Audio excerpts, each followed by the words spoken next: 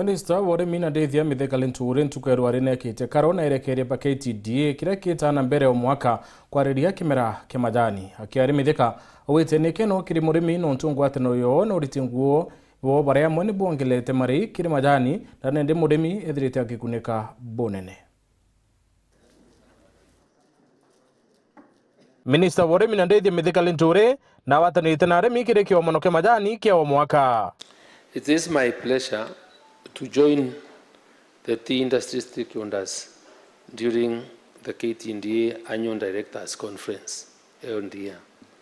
This annual conference brings together over 400 directors, senior management and stakeholders of the 71 KTDA managed tea factories spread across 16 counties in the country.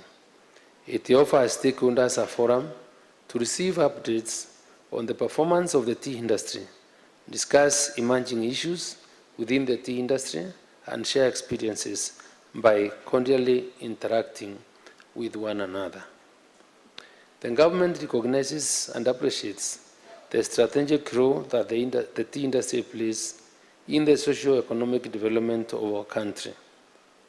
The industry accounts for around 2% of our GDP and 4% of the agriculture GDP. Akiari Mithika awite thirikari ni kumenya uria arimi bairitaniritie kiri gukiro nimbo majani na uria urimi bo bwithirite buri kiguni kiri mu Kenya. Tea is among the leading forex earners for the country, generating an average of over 130 billion annually in export earnings.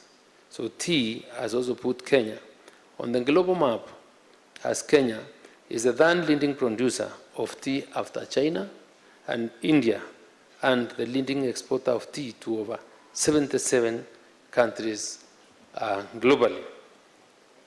I'm aware the smallholder tea subsector, which you represent, contributes to approximately 56% of the country's tea production. Mithika awite kire miaka ile mithiru factory rirungamiri ni KTDA ndichiongelete moria majani kiri arimi kuma shilingi 34 mwanka 59. I'm glad to note that in the last 2 years, most of the KTDA managed factories have increased the price of green leaf paid to farmers with 45% and 70%, within 45% and 70%, from Kenya shillings 34.71 in 2021 to 50.18 and 59.02 in 2022 and 2023, respectively.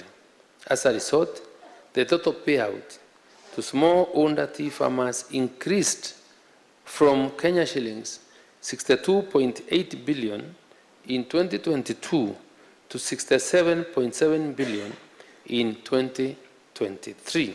Miadini wa timbaru ni mukaririte wa KTDA wa Waweru Nyambura urawite kire mwaka yumo mathiru moria majani ni ethirite ya itia bonene. Performance ya the new leaders from 2021 ikoretwe ina upward trajectory kana ikionania no kwa irathie kiambataga kwa mbeca irathie kiongererekaga wa mwaka.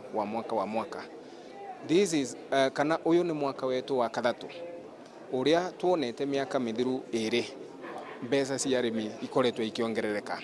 Nguluki na chokerete nkatho erekeria bani ontuba kubata mbaru mwadoluku majanine. As you are aware, the many reforms that have been ongoing in the tea industry in order to enhance its competitiveness and increase returns to our tea growers.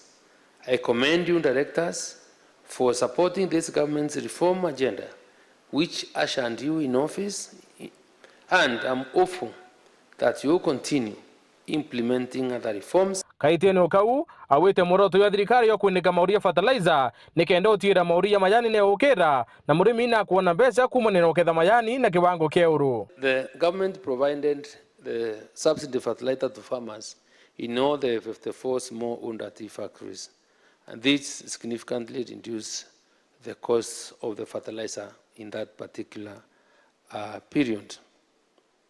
Ladies and gentlemen, in line with the recent government directives on tea value addition and production diversification, my ministry, through the Tea Board of Kenya, has developed a concept note to incentivize tea value addition. The concept note, which has been approved by the National Treasury, proposes the establishment of a scheme aimed at unlocking the potential of Kenya tea by providing both tax and other incentives necessary to make local value addition more attractive.